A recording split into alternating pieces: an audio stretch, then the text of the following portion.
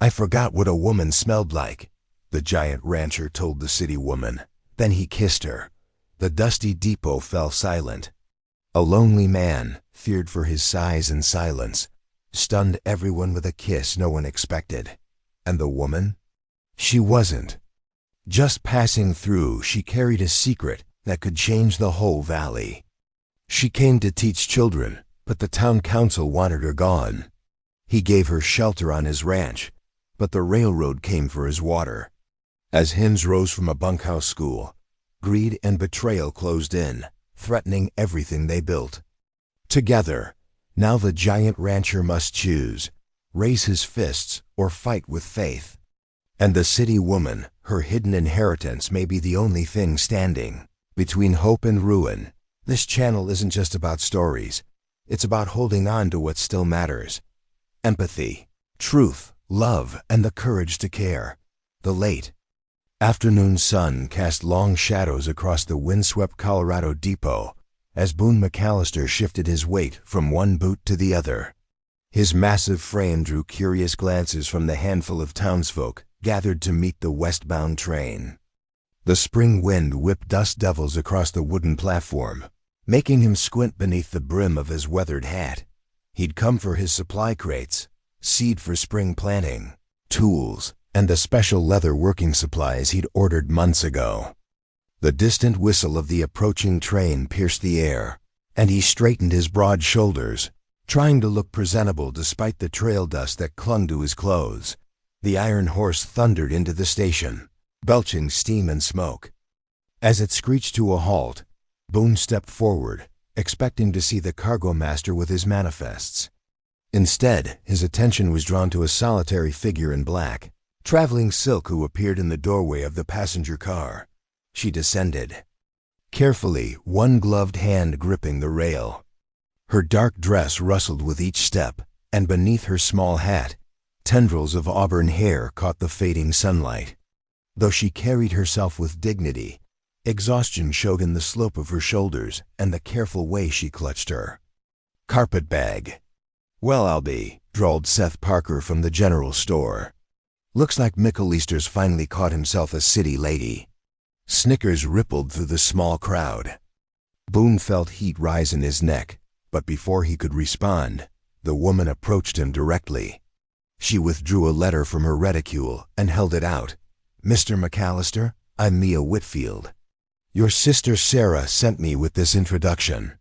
Boone's large hand seemed clumsy as he took the envelope. Sarah's familiar handwriting crossed the front, and he felt a surge of irritation at his sister's meddling. The woman, Mia, stood waiting, her green eyes steady despite her obvious weariness. Without thinking, Boone spoke his thoughts aloud. "Lord above, I'd forgotten what a woman smelled like." The words came out gruff and honest, hanging in the air between them. More whispers and barely concealed laughter drifted from the onlookers.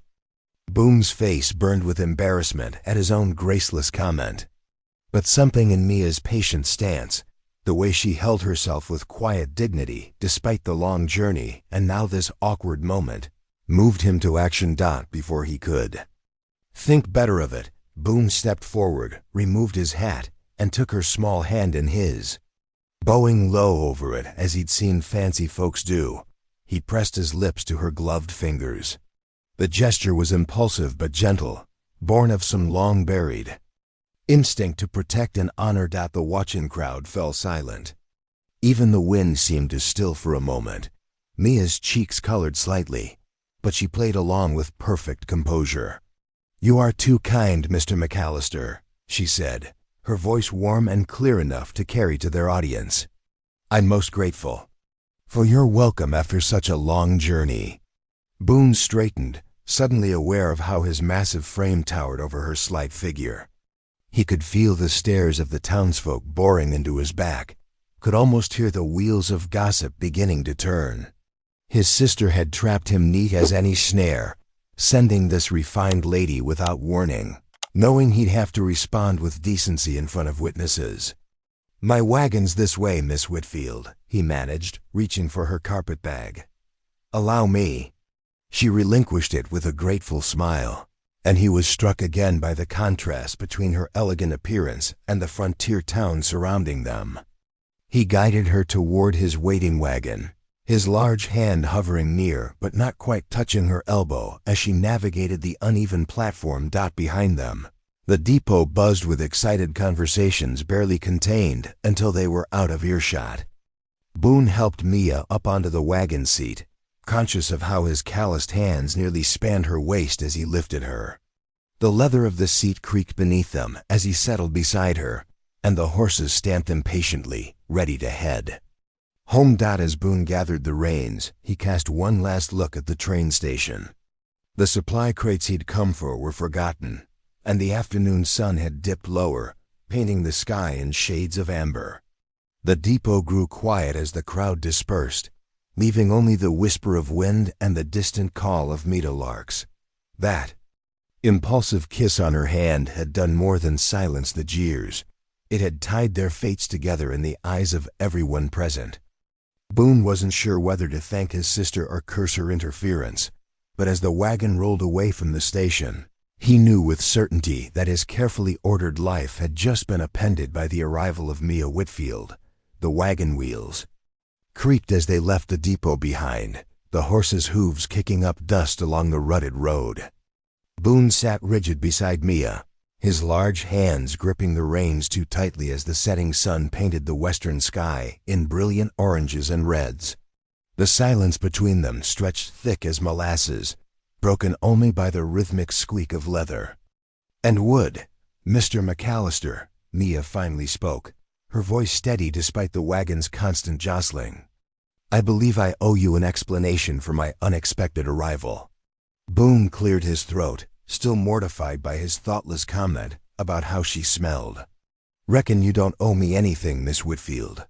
"Please," she insisted, adjusting her hat as a gust of wind threatened to steal it. "I left Boston rather suddenly after my uncle passed. There were disagreements about his missionary estate." She smoothed her skirts, and Boone noticed her gloves were pristine despite the long journey. "I have experience teaching at the mission school. Your sister Sarah mentioned in her letters that the town lacked a proper teacher." Boone's jaw tightened. "Town council talks about wanting a school. Truth is, they just want to look proper for them railroad fellows." He gestured toward the horizon with his chin. "See that ridge yonder? That's Rattlesnake Point. Good landmark if you're ever out this way. How far to your ranch?" Mia asked, trying to hide a slight tremor as another cold wind whipped across the open prairie. "About 8 miles yet." Boone pointed to a distant line of cottonwoods. "Creek runs through there, feeds the north pasture. Ranch sits just beyond." The wagon rattled over a particularly rough patch, and Mia grabbed the seat to steady herself.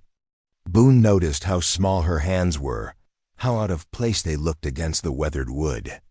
The vastness of the land stretched before them, endless grass, scattered pine brakes, and distant mountains that made Boston's tallest buildings seem like children's toys.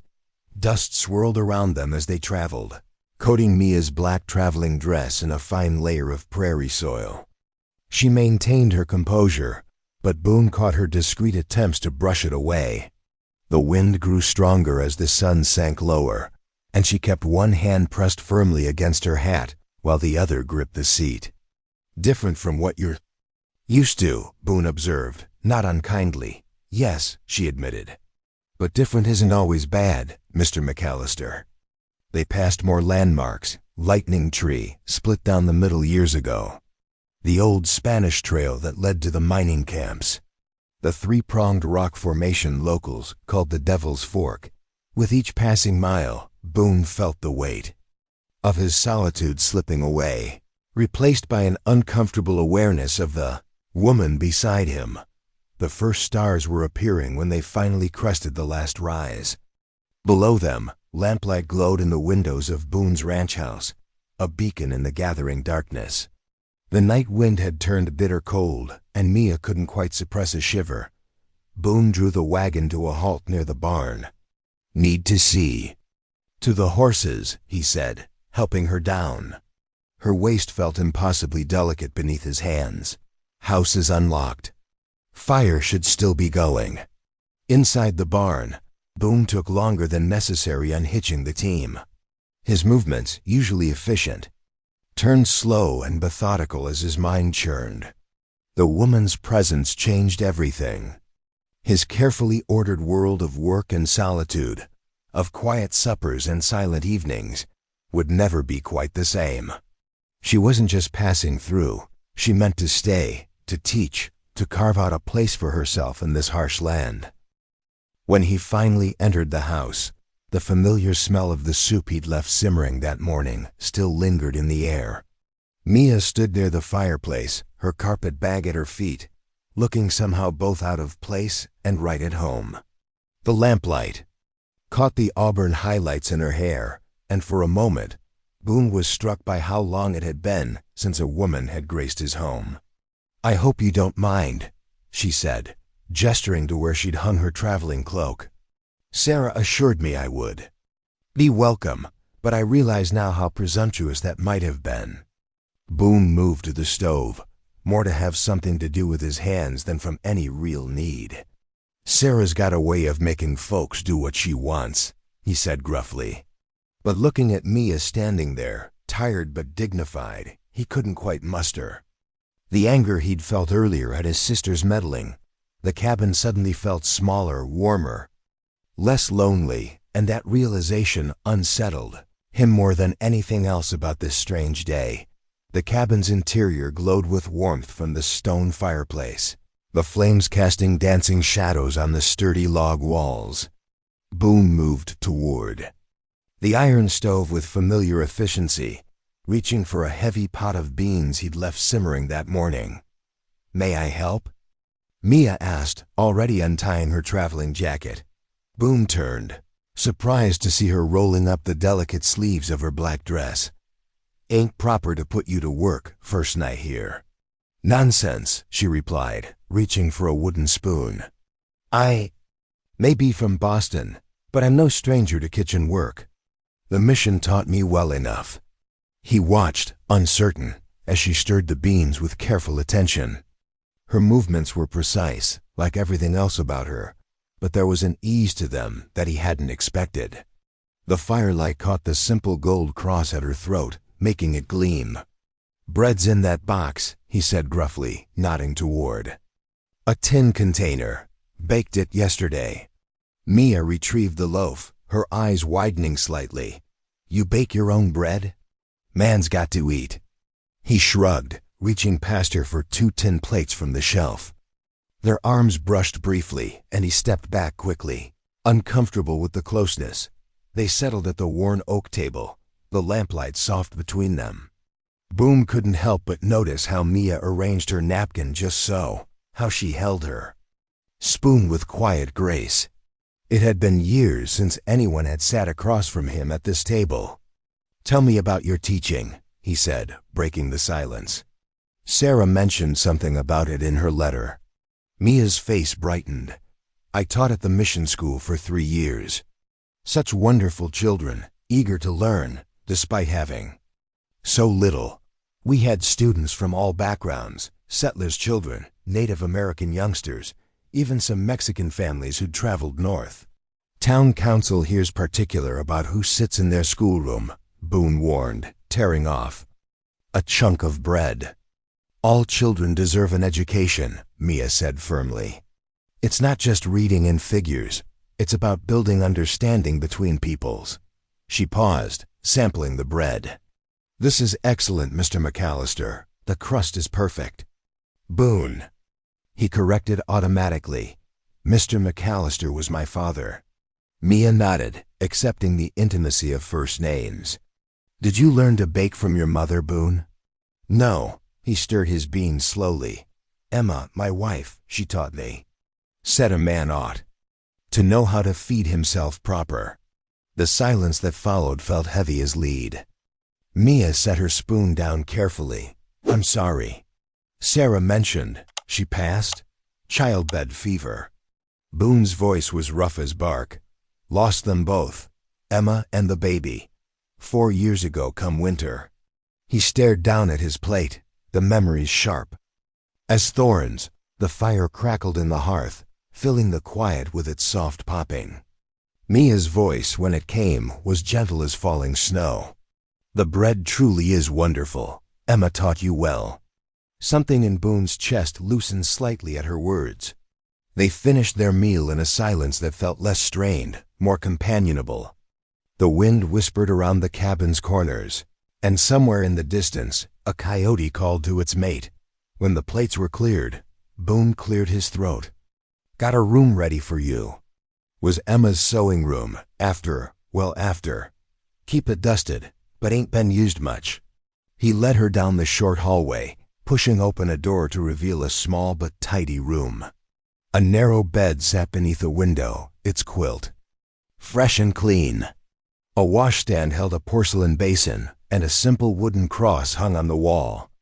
"It's perfect," Mia said softly. "Thank you, Boone." He nodded stiffly, retreating to the main room.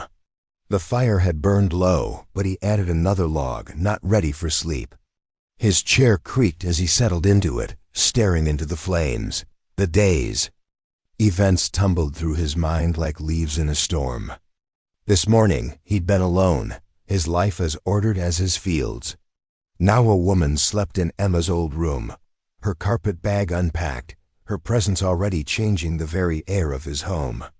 "Lord," he whispered, the first prayer he'd spoken in years. "What are you about, sending her here?" The fire offered no answers, but its warmth reminded him of Mia's gentle words about his bread, about the way she'd rolled up her sleeves without hesitation. Sleep was long in coming that night, but when it did, his dreams were quieter than usual. Dawn painted the Colorado sky in streaks of pink and gold as Boone hitched the horses to his wagon. He worked methodically, checking each buckle and strap with practiced care. The morning air held a bite that warned of the coming winter, and frost sparkled on the cabin's windowsills. Mia emerged from the cabin wearing a simple gray dress, her hair neatly pinned beneath a modest hat. She carried herself with quiet dignity. But Boone noticed. Her hands were clasped tightly around her small leather satchel of teaching materials. The wagon wheels creaked as they rolled down the rutted road toward town. Neither spoke much, both lost in thought about the meeting ahead. As they approached Main Street, the usual morning bustle seemed to pause. Heads turned, and whispers followed their progress like autumn leaves in the wind. "Well, if it ain't the Boston lady," someone muttered loud enough to hear. "Reckon she knows what she's got herself into." Another voice carried clearly. Miko Leisters finally found himself a woman to boss around. Boone's jaw tightened, but Mia kept her eyes forward, her posture straight as a pine tree. They pulled up in front of the town hall, where Mayor Horace Dunn and 3 council members waited on the porch, their faces as welcoming as a winter storm. "Miss Whitfield," Mayor Dunn said, his smile not reaching his eyes. "We understand you've come quite a distance to offer your services." The council chamber smelled of pipe smoke and leather. Mia stood before the men's desk, Boone a solid presence behind her right shoulder. "Indeed, Mayor Dunn, I have experience teaching children of all backgrounds, and, Miss Whitfield," the mayor interrupted smoothly, "while we appreciate your enthusiasm, the town simply cannot support a teacher's wages at this time. The railroad's development requires all our resources." One of the councilmen leaned forward. "Winter comes hard in these parts, ma'am. Best return east while the weather holds." Mia's voice came clear and steady. "I did not come seeking wages. Gentlemen, I came to teach children who need learning." "And where exactly do you propose to conduct these lessons?" Mayor Dunn's tone dripped with condescension. "Should teach at my ranch if need be." Boone's deep voice filled the room. "Got a bunkhouse that'll serve fine as a schoolroom." The council members exchanged smirks. Mayor Dunn's eyebrows rose. "How resourceful. Though I doubt many parents will send their children all that way for schooling from a," he paused deliberately, "stranger. Then they'll miss out on their Children learning from someone who actually cares about their futures. Mia replied, her tone sharp as a new nail. The mayor's face hardened. Very well, on your own head be it, Miss Whitfield. But don't come crying to the council when winter proves too harsh for your experiment. Outside, a crowd had gathered. Some folks whispered behind their hands, chuckling at what they surely saw as foolishness. But others watched with quiet approval, particularly those with children of reading age. Boone helped Mia back into the wagon, noting how her hands trembled slightly despite her composed expression. Her jaw was set firm, reminding him of good steel wrapped in silk. As they pulled away from town, Boone finally spoke. Gossips'll be working overtime now. Whole territory'll know by sundown. Mia smoothed her skirts, a thoughtful look crossing her face. Sometimes, she said softly, gossip is just God's way of drawing attention to hidden good. Let them talk. Perhaps it will bring us the students who need us most. Boone glanced at her, surprised again by her quiet strength. The woman who'd stepped off that train yesterday was proving to have layers he hadn't expected. That evening, as the sun painted the mountains purple, Boone threw himself into clearing out the bunkhouse. He hauled out old hay and broken furniture, swept years of dust from the wooden floors, and checked the pot-bellied stove for soundness. The space was rough, but solid. It would serve. He found Mia standing in the doorway, watching him work. Thank you, she said simply. Boone paused, leaning on his broom. Ain't much, but it's dry and warm once that stove gets going. It's perfect. She stepped inside, already seeing past the bare walls to what could be. We'll need benches and perhaps a slate board. I can manage that, Boone said, surprising himself with his eagerness to help. He watched her move through the space, planning and measuring with her eyes, and felt something shift in his chest. This woman might be from Boston, but she had grit enough to match these mountains. The dawn sun crept over the mountains, painting the bunkhouse windows with golden light. Mia worked steadily, her broom raising dust clouds that sparkled in the early morning rays. She had rolled up her sleeves and tied a kerchief over her hair, attacking years of accumulated dirt with determination. Boone watched from the doorway as she transformed the space. She hung a small wooden cross on the east wall, its simple lines catching the light.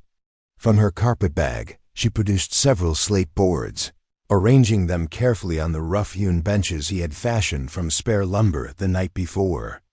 Reckon these'll hold, Boone said, testing one bench with his weight. The wood creaked but remained solid. They're perfect, Mia replied, smoothing her hand over the planed surface. Though we might need more soon. Boone grunted, unsure whether to hope she was right or wrong about that. As the morning wore on, the first hesitant footsteps approached. Two small boys, sons of Mexican ranch hands from the neighboring spread, peered around the doorframe. Their dark eyes widened at the sight of Mia, who smiled warmly and beckoned them inside. Buenos dias, she greeted them, her accent careful but sincere.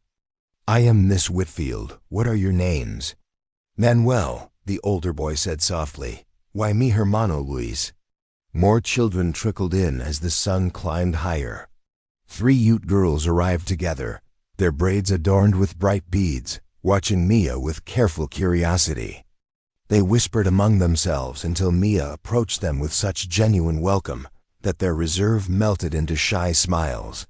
Finally, a wagon rattled up carrying 4 settler children, their mother watching warily from the driver's seat.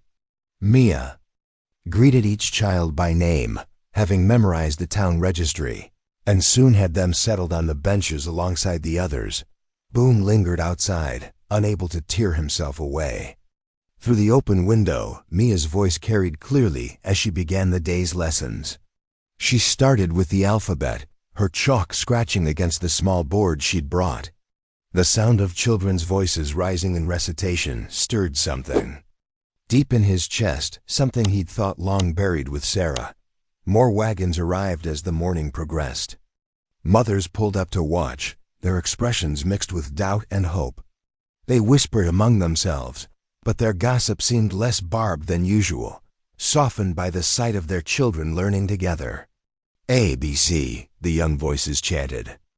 D, E, F. Boone found himself mouthing the letters along with them, remembering his own school days back east. He'd never thought to hear such sounds on his ranch again. As the sun reached its peak, Mia's voice lifted in a different way. "Children, shall we thank the Lord for this beautiful day with a hymn?" The first notes of Amazing Grace floated out across the ranch yard, pure and clear. Boone's throat tightened unexpectedly. Sarah had loved that hymn, had sung it while hanging laundry or working in their small garden. He closed his eyes, letting the memories wash over him instead of fighting them away. The children joined in, their young voices uncertain at first but growing stronger. Even those who didn't know the words hummed along, creating a sweet harmony that seemed to rise straight up into the Colorado sky. When the last note faded, Boone heard one of the watching mothers murmur, "Well, I never thought to see the day." The afternoon passed in a blur of lessons. Mia moved between groups, helping older children with their sums while teaching younger ones their letters. She showed equal patience with all, regardless of their background or language. As the sun began to sink, parents returned to collect their children. The young ones bubbled with excitement, clutching their slate boards and chattering about what they'd learned. Even the most skeptical mothers seemed touched by their children's enthusiasm. After the last wagon disappeared down the road, Mia stood in the doorway of her new classroom. The setting sun caught the wisps of hair that had escaped her pins, creating a soft halo around her face. "Thank you for the benches," she said, turning to Boone, "and for everything else. This little classroom will grow, you'll see."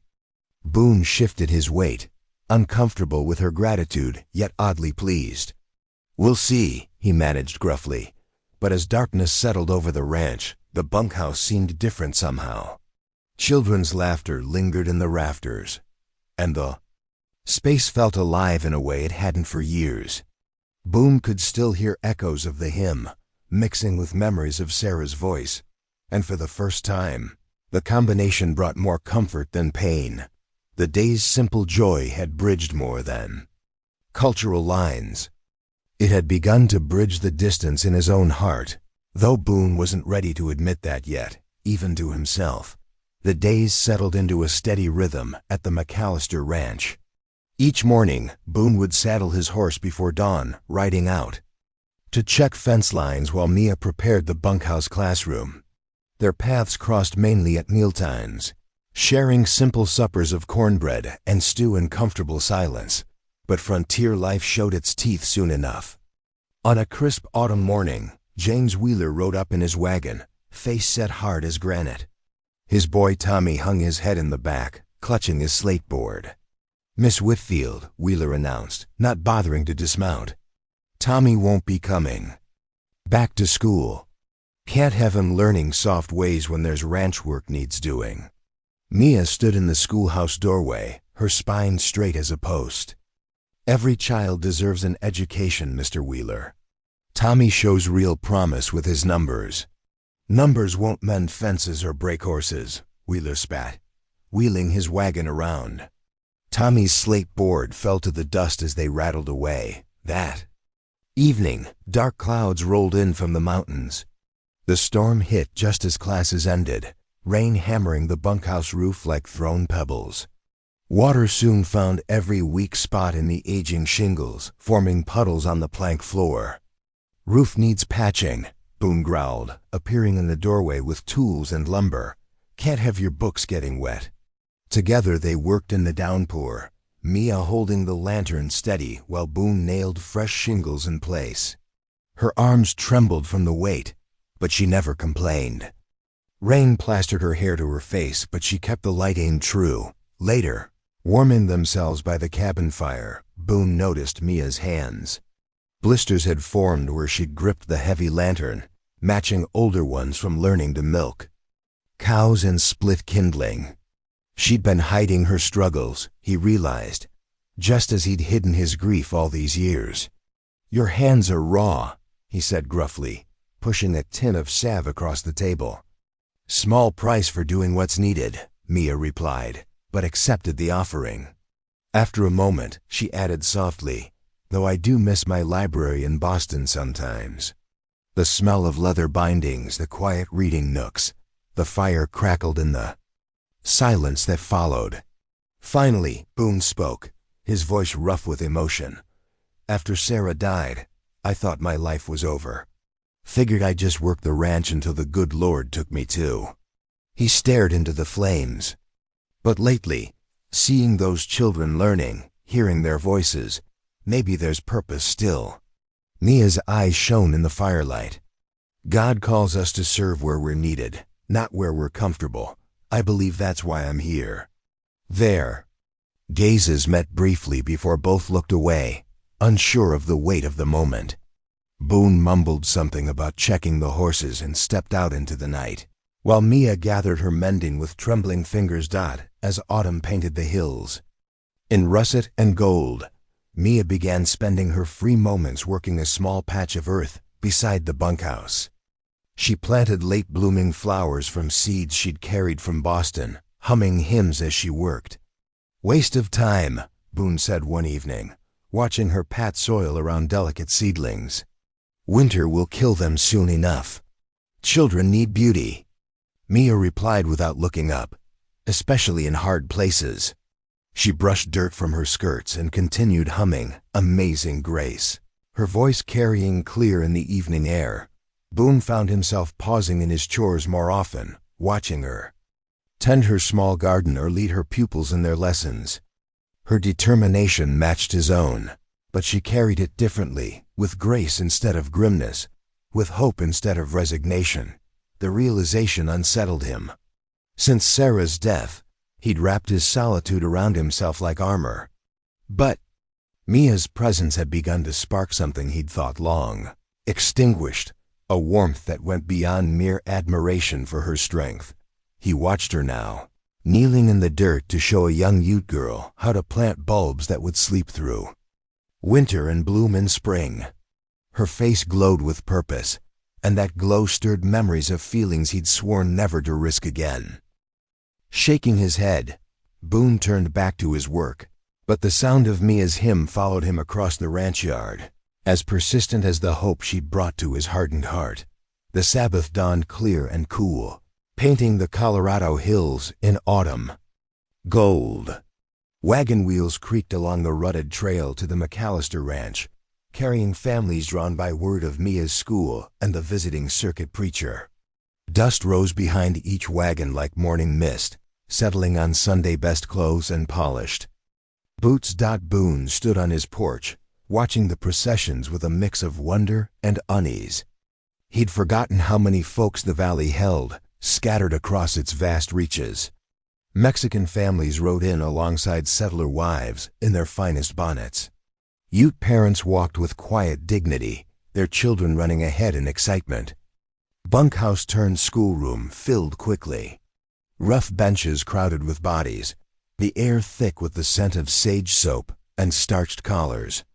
Reverend Matthews, weather-worn from his circuit travels, stood before Mia's small cross with his Bible, worn smooth from years of preaching, but it was the singing that caught in Boone's throat. He lingered in the doorway, too tall to slip in, unnoticed as Mia's clear voice led the children in hymns she'd taught them. Amazing Grace rose pure and strong, the children's voices joining hers without hesitation. Mexican and Ute children sang alongside settler young ones, the words perhaps strange on their tongues, but the spirit moving through them all the same. Amazing Grace, how sweet the sound that saved a wretch like me. The words pierced Boone's carefully guarded heart. He hadn't heard such singing since Sarah's time, when his ranch had been full of life and promise. Now watching Mia guide small hands to follow along in worn hymnals, he felt that old ache transform into something new, something that held both memory and hope. After the service, families spilled out into the yard, reluctant to break the spell of community. Boone had prepared for this, though few knew of his cooking skills. Over a fire pit, 3 iron pots bubbled with rich stew, the aroma drawing appreciative murmurs. "Didn't know you could cook, McAllister," Jacob Turner commented, accepting a bowl.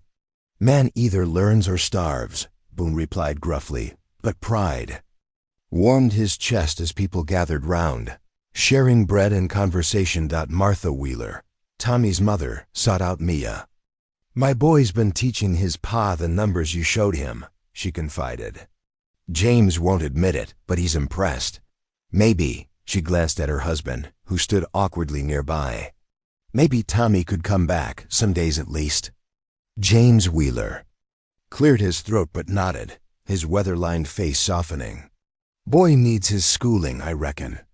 Near the schoolhouse steps, 2 Ute mothers presented Mia with a beautifully beaded bag. "For teaching our daughters," one explained in careful English. "You show respect. You teach them well." Mia's eyes glistened as she accepted the gift. "Your children honor me with their eagerness to learn," she responded, her Boston accent softening around the formal words. Boone watched it all, his tall frame casting a long shadow in the afternoon light. Where once his ranch had echoed with emptiness, now children darted between adults' legs, playing games that needed no translation. Women shared recipes and mending tips while men discussed cattle prices and weather signs. The air hummed with life, with possibility. As dusk approached, families began loading wagons and gathering children. The yard slowly emptied, leaving behind the sweet remnants of community, scattered hymn sheets, empty stew pots, boot prints in the dust.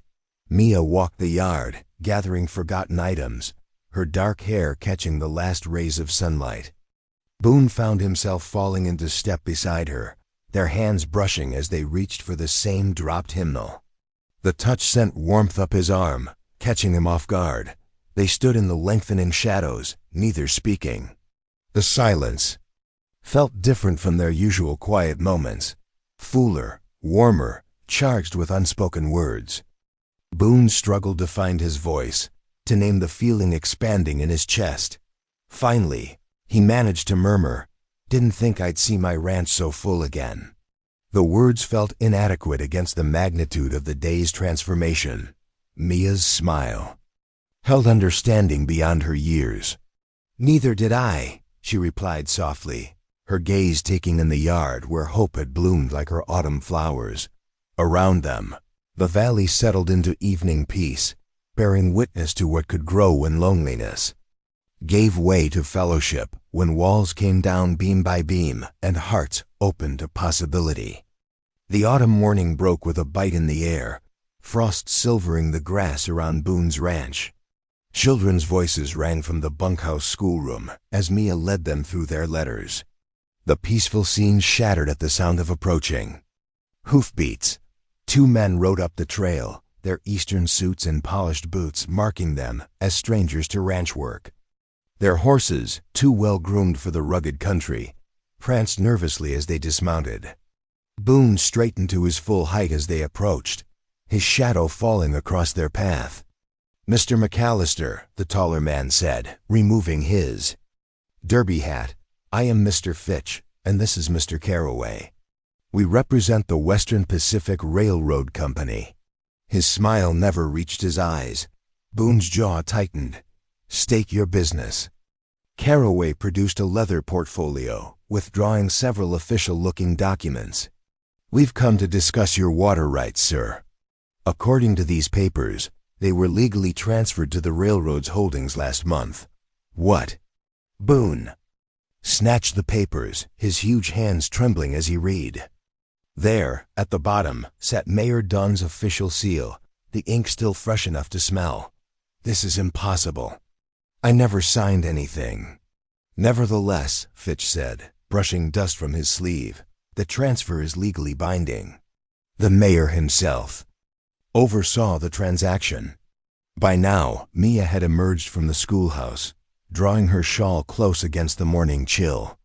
She moved to stand beside Boone, her presence steady as his anger built. That spring's been McAllister water since my father's time, Boone growled. No piece of paper changes that. Caraway's lips curled. Actually, sir, it does.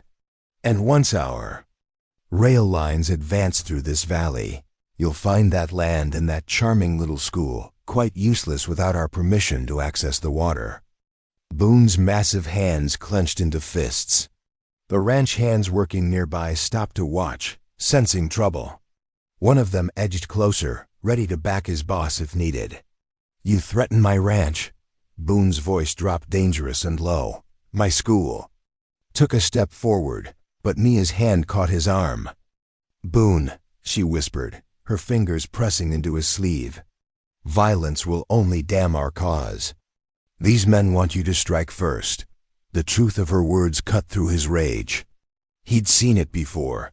Ranchers goaded into throwing the first punch, then arrested for assault. The railroad would love nothing better. Fitch smiled thinly. Wise counsel from the lady. We'll be back with formal eviction notices once the paperwork is processed.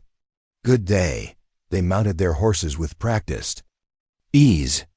This isn't over, Boone called after them. Oh, but it is, Caraway tossed back. Progress waits for no man, Mr. McAllister. They rode away, leaving behind nothing but dust and despair. Boone stood rigid until they disappeared down the trail. Then, with a roar of frustration, he slammed his fist into the barn wall. The solid thud echoed across the yard, startling the chickens. The children peered out from the schoolhouse windows. Mia quietly asked them to continue their studies, then joined Boone by the barn. His knuckles were bleeding. Let me tend to that, she said softly. Leave it, he muttered, but followed her inside the cabin anyway. As she wrapped his hand with clean linen. Boone's shoulders sagged. I can't lose it all again, Mia. Not the ranch. Not the school. Not, he stopped, unable to voice his deepest fear. Night settled over the ranch like a heavy blanket. The bunkhouse, usually alive with promise, stood dark and silent. Inside the cabin, Mia knelt by the fireplace, her head bowed in prayer. Dear Lord, she whispered, guide us through this valley of shadows. Show us the path to justice. Protect these children, this land, this. She paused, glancing at Boone, who stood watching from the doorway. He felt torn between fury at their situation and awe at her unwavering faith. How could she still believe in divine guidance when greed and corruption seemed to hold all the cards? The firelight caught the silver cross at her throat, the same one that hung in the schoolhouse. Outside, a coyote called lonely across the hills, and the autumn wind rattled the window panes. Their little world, so carefully built over these past weeks, suddenly felt as fragile as morning frost beneath the shadow of the railroad's power. The days following the railroad men's visit stretched like shadows at dusk. Boone threw himself into ranch work with desperate intensity, rising before the sun touched the mountains and returning long after dark had settled over the valley. His massive shoulders bent under invisible weights as he mended fences, chopped wood, and tended cattle with mechanical precision. Inside the converted bunkhouse, Mia pressed forward with her lessons. Though her usually steady voice sometimes trembled when explaining sums or geography, the children sensed the change in the air, like animals before a storm. They watched with solemn eyes as Boone's tall figure passed the schoolhouse windows without his customary nod of greeting. Teacher? Little Maria Rodriguez asked one morning, tugging at Mia's skirt. Is Mr. McAllister angry with us? Mia smoothed the girl's dark hair. No, sweetheart. Sometimes grown-ups carry heavy burdens in their hearts, that's all. But the burden weighing on Boone was more than just the railroad's threats. As he worked the autumn-touched land, memories of Sarah, his late wife, flooded back with crushing force. He remembered her final hours, the midwife's grim face, Sarah's hand growing cold in his, the terrible silence where a baby's cry should have been. Bitterness rose in his throat like bile. You took them both, he muttered skyward one evening, fork thrust deep into the hay. Wasn't that enough? Now you send her. He couldn't finish the thought. At sunset, Mia found him at the corral, his huge frame silhouetted against the purple-streaked sky. He was watching his horses with unseeing eyes, lost in the past. "Boone," she said softly, "you can't keep shutting everyone out like this." His shoulders stiffened, but he didn't turn. "Got work to do. The children miss you. They ask why you don't wave anymore, maybe it's better that way." His voice came rough as creek stones. "Better for whom?" Mia stepped closer, her skirts rustling against the fence rails. "Not for them, not for you, and certainly not for you." Boone whirled suddenly, his face twisted. "Every woman I ever loved was taken from me. My mother in childbirth when I was 10. Sarah and our babe together. Now you show up, bringing life and learning, and," he gestured violently at the schoolhouse, "I won't watch it happen again. I won't stand by while God's curse takes another. Boone McAllister." Tears sprang to Mia's eyes, but her voice rang with steel. "Don't you dare call it God's curse. He doesn't work that way. He redeems, he restores." "Restores?" Boone barked a harsh laugh. "Tell that to Sarah. Tell that to our child who never drew breath." "I can't explain why Sarah died," Mia said, tears now flowing freely. "But I know God didn't kill her to punish you, and pushing away everyone who might care for you won't protect them, or you." Boone's face contorted as if physically struck. Without another word, he strode away into the gathering darkness, leaving Mia trembling by the corral. His boot steps faded into the night as she pressed her hands to her face, shoulders shaking with silent sobs. That night, rain drummed against the cabin roof, matching the turbulent thoughts of its two occupants. In his sparse room, Boone sat. On the edge of his bed, head in his hands, Sarah's faded daguerreotype on the table beside him. The words he'd hurled at Mia echoed in his mind, twisted with memories of Sarah's last smile. Her whispered, "I love you," before the darkness took her. Down the hall, Mia knelt beside her bed, prayer book open but unread. Her tears had dried, leaving behind a hollow ache. She thought of her own losses, parents gone too soon, dreams of Boston life abandoned, and now this fragile connection with Boone, threatening to snap under the weight of old griefs. The rain beat steadily on, its rhythm broken only by distant thunder. Neither Boone nor Mia found sleep that night, each wrestling with shadows of the past and fears of the future. Morning came gray and sodden, but the children arrived as always, their boots muddy, faces bright with innocence. They settled into their lessons, unaware of the emotional storm that had broken between their teacher and the rancher. Mia's voice carried out across the wet yard, reciting multiplication tables with determined steadiness. Boone, leading his horse from the barn, paused at the familiar sound. For a moment, his step faltered and he turned toward the schoolhouse.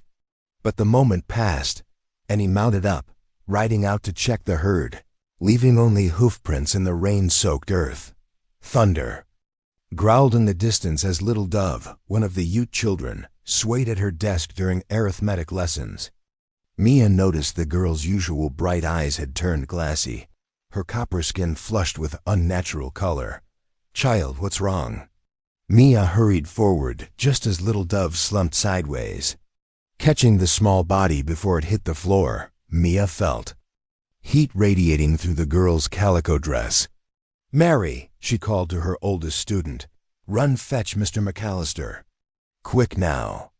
The other children huddled together, whispering prayers as Mia laid Little Dove on her makeshift cot in the corner. She dipped her handkerchief in the water bucket, pressing the cool cloth to the child's forehead.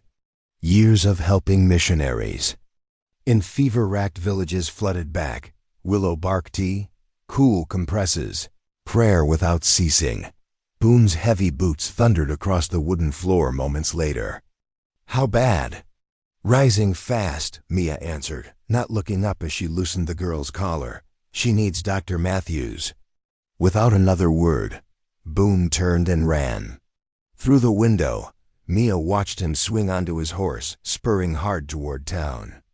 The sky had opened up, rain streaming down in gray sheets. "Teacher?" Small voices quavered. "Will little Dove die?" "No, children." Mia's voice held steady though her heart raced. "We'll pray and work, and God will help us fight this fever."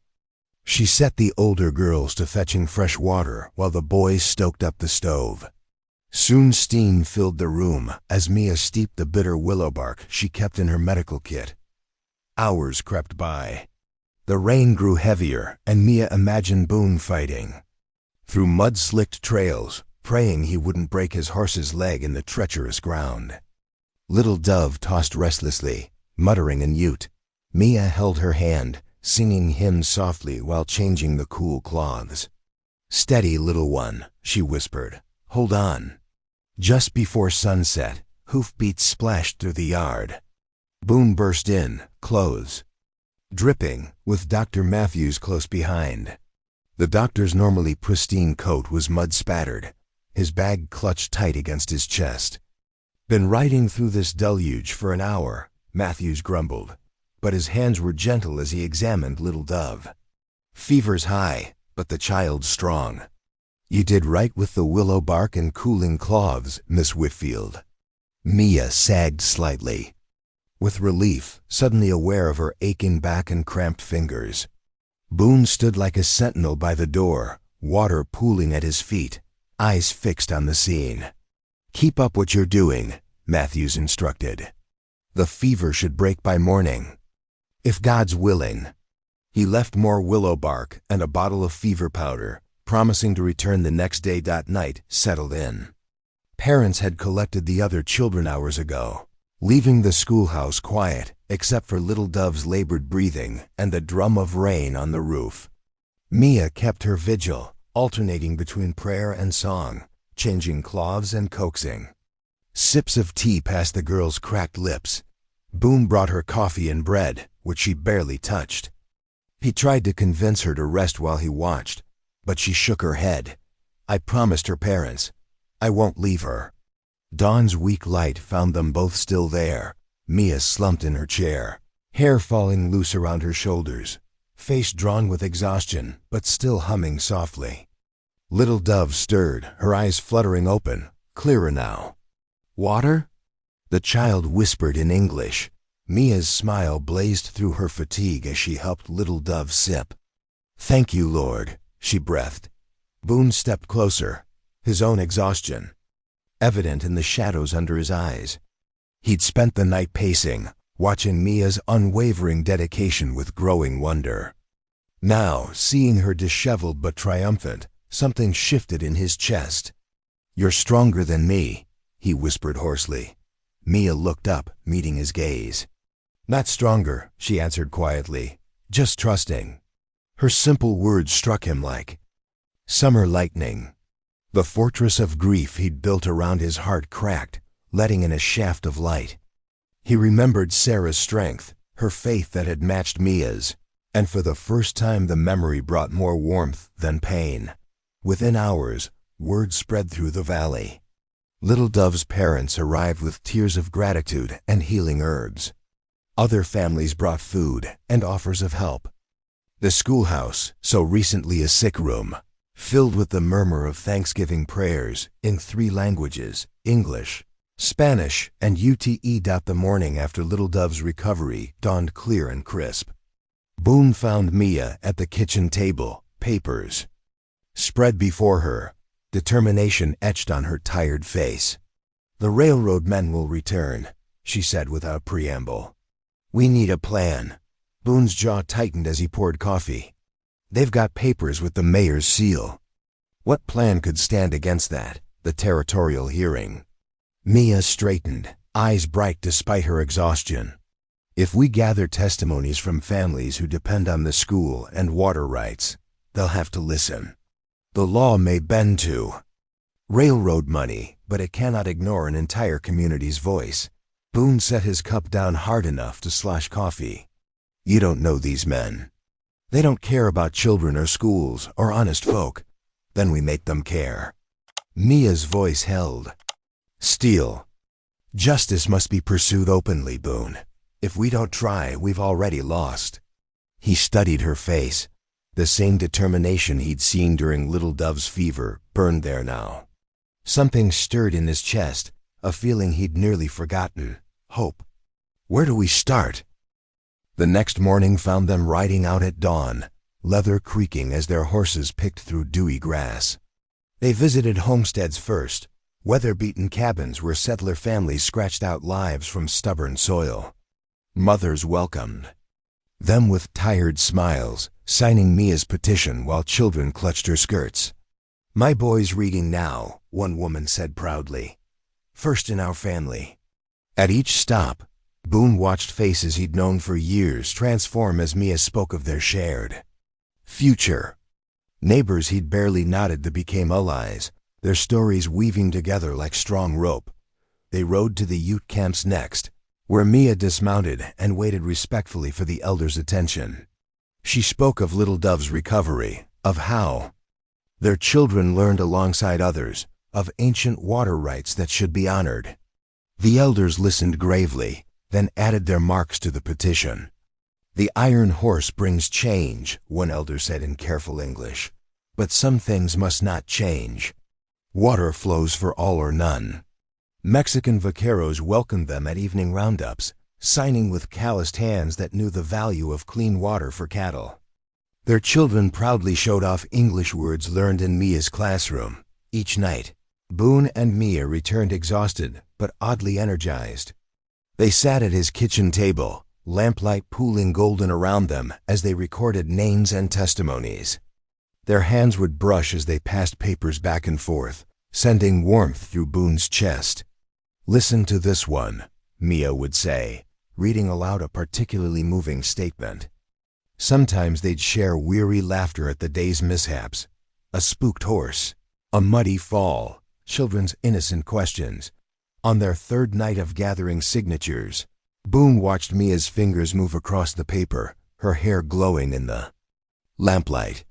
Fear gripped him suddenly, not just of losing the ranch but of losing her. The thought of his home empty again, silent without her presence, struck him like a physical blow. "I'm scared," he admitted roughly. "Not just of losing the water rights. I'm scared of losing you too." Mia's hand stilled on the paper. She looked up, her eyes soft but determined. "Then don't lose either," she said quietly. "Stand with me, Boone. Stand with all of us." He reached across the table, covering her hand with his. The touch felt like a promise, like strength flowing between them. Outside, coyotes called to the rising moon, and the autumn wind rattled the windows. But inside, in the warm circle of lamplight, hope blazed stronger than fear. Their petition grew thick with signatures, English letters beside X marks and Spanish names, smudged with honest dirt from working hands. Each name represented a family, a story, a reason to fight. Boone began to see his land differently, not just his isolated ranch, but the center of a web of lives bound together by water, learning, and trust. The railroad men's threat still loomed, but it no longer seemed insurmountable. Boone watched children playing at recess, heard their mixed languages rising in song during lessons, and knew some things were worth any battle. When he caught Mia's eye across the schoolyard, her smile reminded him that he wasn't fighting alone anymore. Together, they were building something stronger than paper claims or corporate greed. They were building community, weaving bonds that even the railroad's money couldn't break. The territorial hearing would test those bonds, but as Boone added another signature to their growing list, he felt ready to stand. Dawn broke cold and clear over the valley as Boone hitched the wagon. His hands trembled slightly as he secured the reins, though not from the autumn chill. Mia emerged from the house, carrying their leather document case, her black traveling dress crisp and proper for the hearing. "Ready?" she asked softly. Boone nodded, helping her up onto the wagon seat. The familiar creak of wood and leather accompanied them as they rolled toward town, the sun climbing higher with each mile. Neither spoke much. both lost in prayer and preparation for what lay ahead. The territorial courthouse stood tall and imposing on Main Street, its wooden steps already crowded with townsfolk. Whispers followed Boone and Mia as they climbed those steps together, shoulders straight despite the weight of so many eyes upon them. Inside, the hearing room smelled of polish and pipe smoke, morning light streaming through high windows. Mayor Dunn sat at the front with the railroad agents, Mr. Fitch and Mr. Carroway, their suits pressed and expressions smug. The territorial judge, a stern-faced man with iron-gray hair, called the room to order. Families from the valley filled the benches behind Boone and Mia, settlers, vaqueros, and Ute parents sitting shoulder to shoulder. "Present your evidence," the judge commanded. Mayor Dunn rose first, producing papers with flourishing confidence. "These contracts, properly witnessed and sealed, grant water rights to the railroad for development. Mr. McAllister's claim is invalid." The railroad agents nodded in satisfaction as Dunn displayed the mayoral seal. Boone's muscles tensed, rage building at their arrogance. But Mia's hand touched his arm, steadying him. "The defense may respond," the judge announced. Mia stood, her voice clear and steady in the hushed room. "Your Honor, I have documents of my own to present." She opened their leather case, withdrawing carefully preserved papers. "These are the estate papers of my late uncle, Reverend Thomas Whitfield, who served as a missionary in this territory 15 years ago." Confused murmurs filled the room.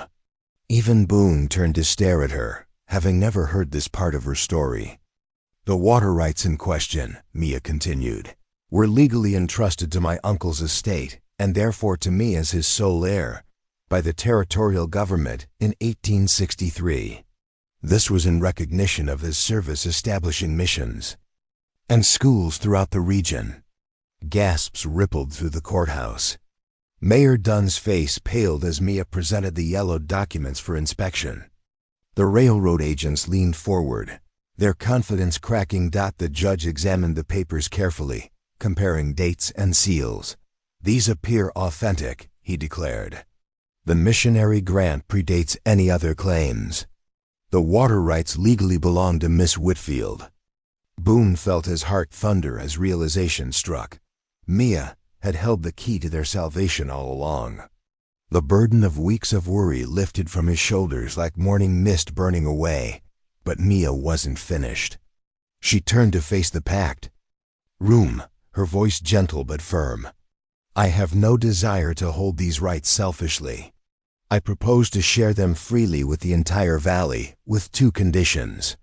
She paused, meeting the mayor's eyes. "First, that the town council officially recognize and support our school, welcoming all children who wish to learn. Second, that water access be guaranteed fairly to all ranches and farms, regardless of size or status." The railroad agents sputtered in protest, but the judge silenced them with a sharp look. "The contracts presented by the mayor are hereby ruled invalid, likely forged." He fixed Mayor Dunn with a stern gaze. "This court accepts Miss Whitfield's terms as both legal and just." "Mayor!" Dunn seemed to shrink in his chair, his face flushed with shame as townsfolk murmured behind him. The railroad agents gathered their papers and stalked out. Their plans for easy profit evaporated like dewdot as Boone and Mia emerged into the sunlight. Their neighbors surrounded them with cheers and tears of joy. Children from the school darted forward to hug Mia's skirts. Mothers pressed her hands in gratitude, and fathers nodded respectfully to them both. Standing on the courthouse steps, Boone finally found his voice. He reached for Mia's hand, gripping it tightly as emotion overwhelmed him. All his life he had believed in the power of strength, of fists and determination. Yet this woman had saved everything he loved with nothing more than truth and grace. Valley stretched before them, autumn golden and free, its waters now protected for all who called it home. The school would continue, a place of learning and hope for every child. And Boone knew, holding Mia's hand as their neighbors celebrated around them, that his land would never feel lonely again, The courthouse steps emptied as townspeople drifted away, but Mia lingered, her eyes fixed on Mayor Dunn's defeated figure as he stood alone in the shadow of the building. Taking a deep breath, she approached him, her boots clicking softly on the wooden planks. "Mayor Dunn," she called gently. The man turned, his face etched with shame. "I want you to know that I forgive you." The mayor's eyes widened in surprise. Boone watched from a few steps away, his own heart wrestling with the grace of her words. "The bunkhouse school," Mia continued. "I'd like to deed it to the town properly. Every child deserves a place to learn, and every adult deserves a chance to make things right." Mayor Dunn's voice cracked as he replied, "Miss Whitfield, I don't deserve such mercy." "Perhaps not," she answered softly. "But mercy isn't about deserving. It's about healing." Boone stepped forward then, his massive frame casting a long shadow. "The spring will keep flowing," he declared gruffly. "Free and fair, just as she said. Even to those who tried to steal it." Families gathered around them again, sensing the moment's importance. Ute mothers stood beside settler wives, their children playing together in the dusty street. The tension that had gripped the valley for weeks began to dissolve like morning frost in sunshine. As afternoon mellowed into evening, Boone and Mia rode home in comfortable silence. The wagon wheels creaked a familiar song, and the setting sun painted the mountains in shades of purple and gold.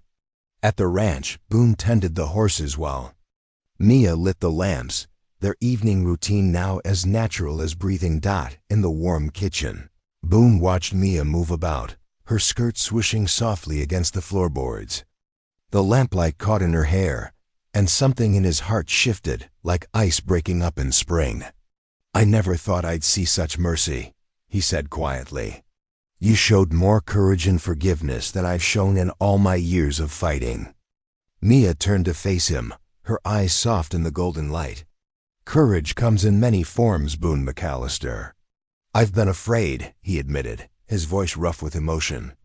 "Afraid to love again after losing her. Afraid to trust God's plan." He stepped closer, his large hands gentle as they found hers. "But you've healed something in me I thought was ruined forever." Tears gathered in Mia's eyes.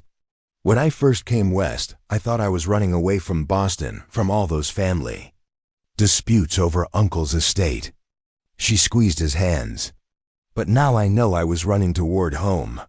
This valley, these children, this ranch." She looked up at him. "You."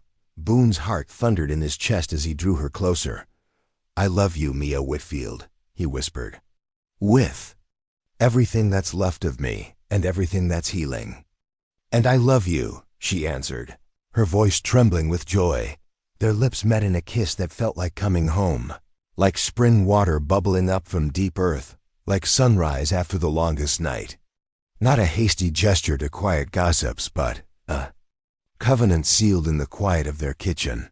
When they finally parted, Boone smiled tenderly. "I forgot what a woman smelled like, until you," he murmured, echoing his words from that first day at the depot. Mia laughed softly and rested her head against his broad chest. The fire crackled in the hearth, casting dancing shadows on the fao. Log walls that had once felt so empty.